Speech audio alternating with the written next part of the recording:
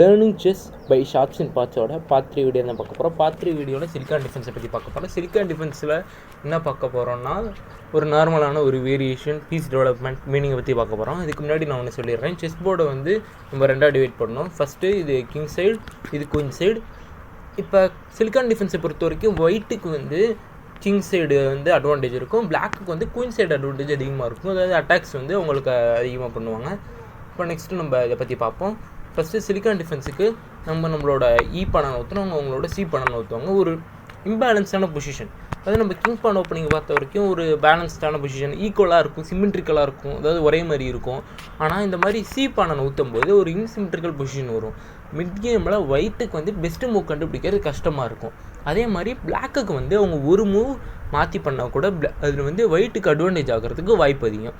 இப்போ நெக்ஸ்ட்டு இந்த மூவ் வச்சதுக்கப்புறம் நம்மளோட ஹார்ஸை டெவலப் பண்ணணும். ஹார்ஸை ஒரு நார்மலான டெவலப்மெண்ட், சென்டர் கேப்சர் பண்ணுறதுக்கான டெவலப்மெண்ட்டு தான்.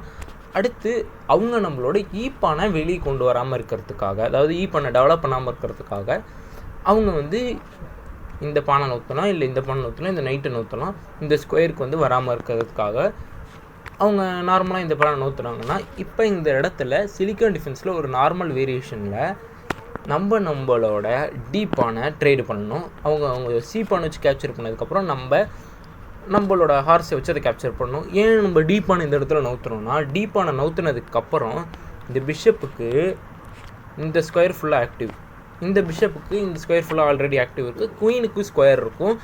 அதே மாதிரி நம்மளோட ஹார்ஸை டெவலப் பண்ணாலும் இது வந்து எந்த ஸ்கொயர்ஸையும் வந்து, அதாவது பிஷப் ஸ்கொயர்ஸை கட் ஆஃப் பண்ணாது. இப்போ நெக்ஸ்ட்டு நம்ம இந்த மூணு நோத்தனதுக்கப்புறம் அவங்க டீப்பானை வச்சு, நம்ம சீப்பானை வச்சுட்டு அவங்க நம்மளோட டீப்பானை கேப்சர் பண்ணுவாங்க, நம்ம நைட்டை கேப்சர் பண்ணுவோம். இப்போ நமக்கு நார்மலாக இப்போ இந்த இடத்துல நிறைய வேரியேஷன் இருக்குது. அவங்களோட நைட்டை வச்சு நம்மளோட நைட்டை த்ரெட்டன் பண்ணலாம், இல்லாட்டி பானை வச்சு த்ரெட்டன் பண்ணலாம், இல்லாட்டி அவங்க நைட்டை வச்சு நம்மளோட பானை த்ரெட்டன் பண்ணலாம். இந்த மாதிரி நிறைய வேரியேஷன் இருக்குது. இதெல்லாம் அடுத்த ஒரு வீடியோவில் பார்ப்போம்.